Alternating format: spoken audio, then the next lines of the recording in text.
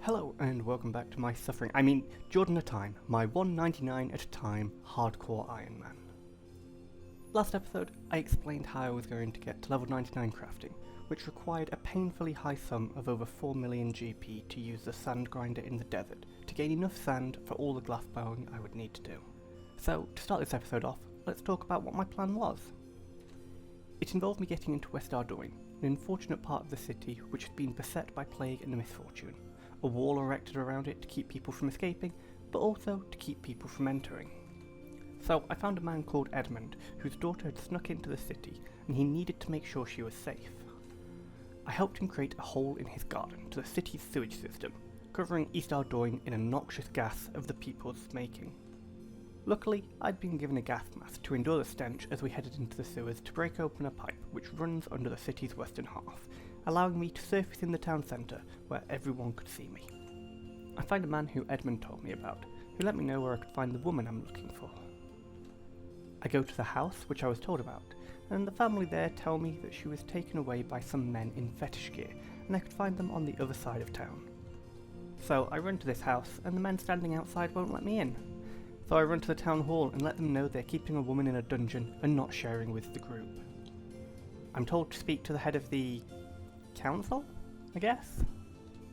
But the man had had a few too many last night, so I make him a chocolate milkshake with some secret sauce, and that perks him right back up. He gives me a note to give to the fetishists, and off I go. I tell the freaks guarding the house that I have a royal decree or something, and whilst they're talking between themselves, I sneak into the house. I head into the basement, and there she is, the reason we're here. I search the house for longer than I probably should have been, all while the guys outside are probably still bickering about whether the paper I handed them was legitimate, and managed to find a key to the cell in the basement.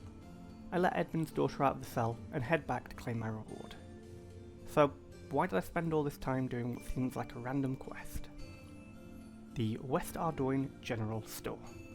One of those unique general stores in the game which buy your items at a different price to a regular general store.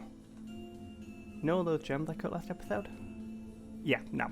They don't sell for more at that store than at a gem trader, and this whole thing was a waste of my time right now. But no matter, this has also highlighted another thing.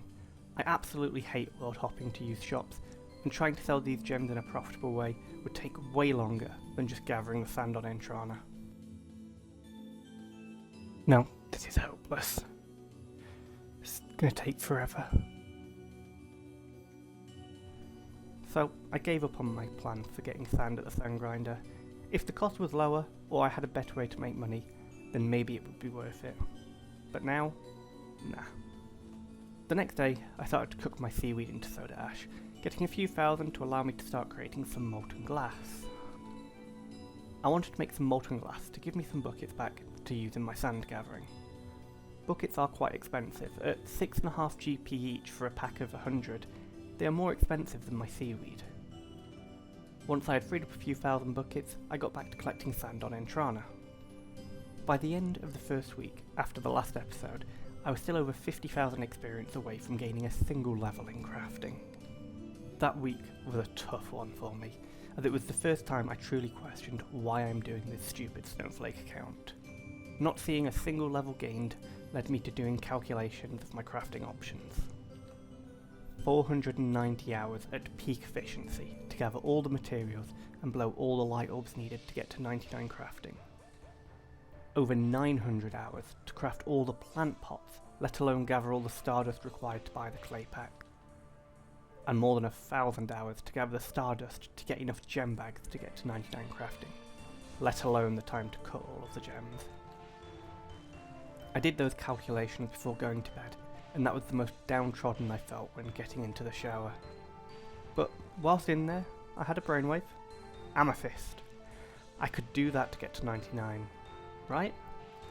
I get out the shower, load up the OSRS wiki on my phone, and check the numbers, and no. Amethyst XP rates aren't much better than my clay option, due to how few amethyst you get per hour. Deflated, I go to sleep, waking up the next day, knowing the grind I need to do, and knowing it will be at least 4 weeks of my life.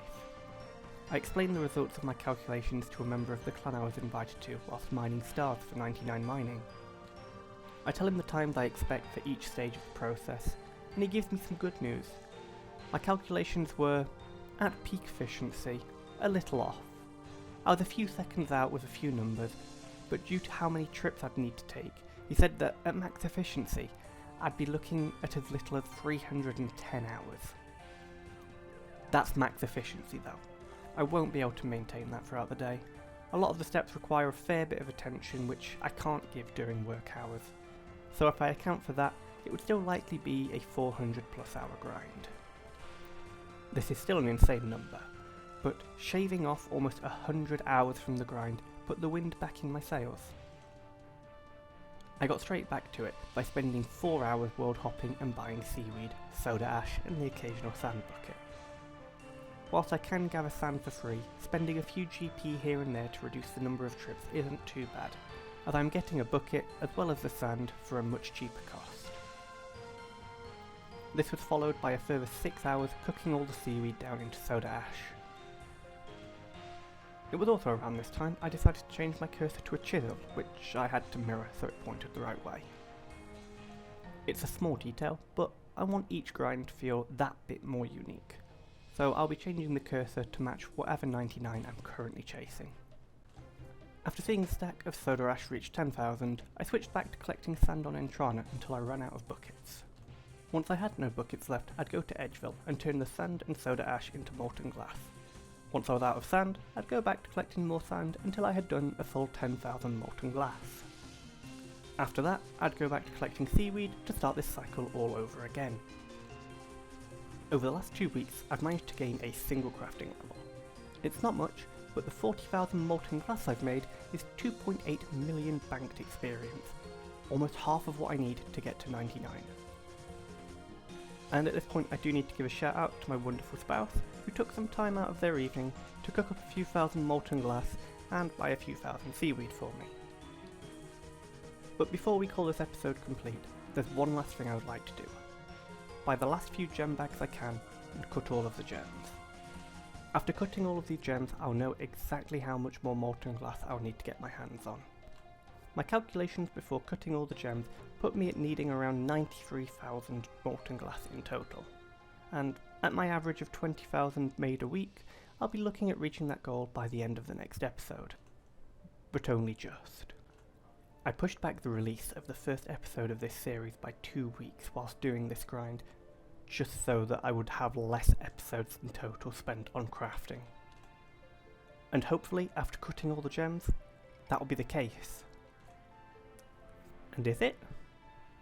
Well, after the gem cutting, the new molten glass total is a little under 90,000, so 40,000 more to gather. The 3,000 reduction in molten glass might not seem like much, but the 3 hours I've spent on cutting those gems is about as long as it would take me to gather just 1,000 molten glass. So those gems have saved me 6 hours, which at this final stage is a bit of a relief. It's not much, but it's reduced my grind by essentially 1 day, which is massive.